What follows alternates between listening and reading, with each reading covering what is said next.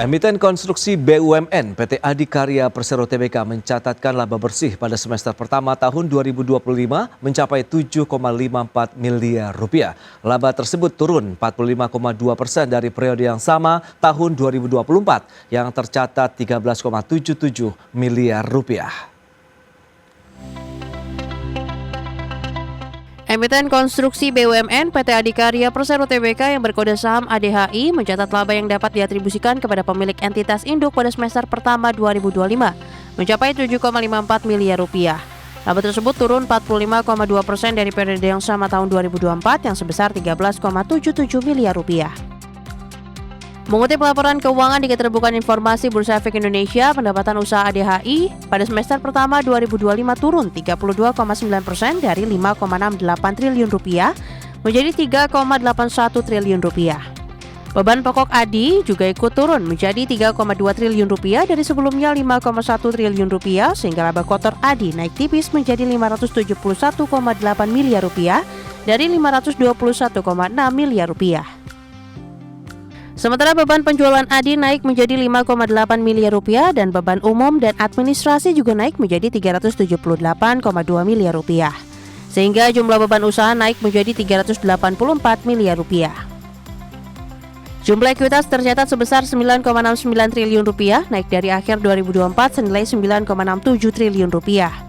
Total liabilitas terkumpul sejumlah 24,68 triliun rupiah mengalami penurunan dari akhir tahun lalu 25,36 triliun rupiah. Jumlah aset 34,38 triliun rupiah mengalami penyusutan dari periode akhir tahun sebelumnya 35,04 triliun rupiah. Tim Liputan, IDX Channel.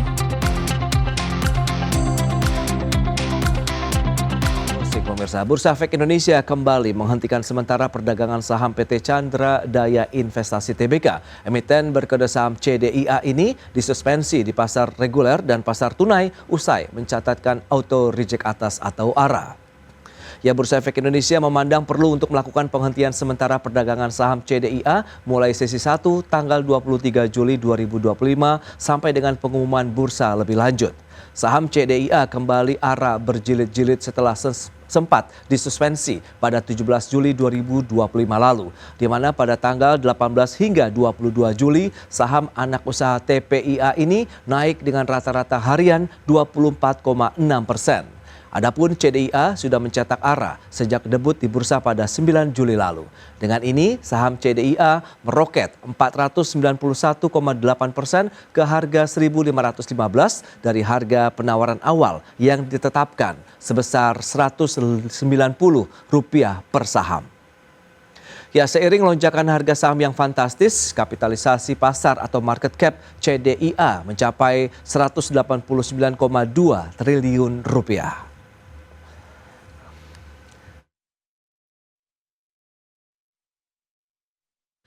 Ya, PT Wijaya Karya Bangunan Gedung Tbk merampungkan proyek pembangunan gedung pusat komando milik BMKG dengan nilai kontrak mencapai Rp252,7 miliar.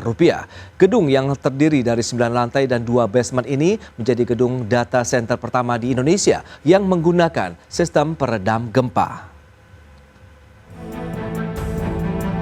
Emiten konstruksi PT Wijaya Karya Bangunan Gedung Tbk merampungkan proyek pembangunan gedung pusat komando milik BMKG yang memiliki nilai kontrak Rp252,7 miliar.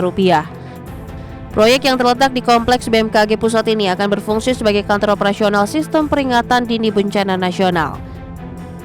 Direktur Operasi 1 Wijaya Karya Bangunan Gedung Bagus Tri Setiana mengatakan, gedung yang terdiri dari 9 lantai dan 2 basement dengan luas total mencapai 8.679,88 meter persegi ini turut dirancang dengan penerapan base isolator type friction pendulum, menjadikannya sebagai gedung data center pertama di Indonesia yang menggunakan sistem peredam gempa.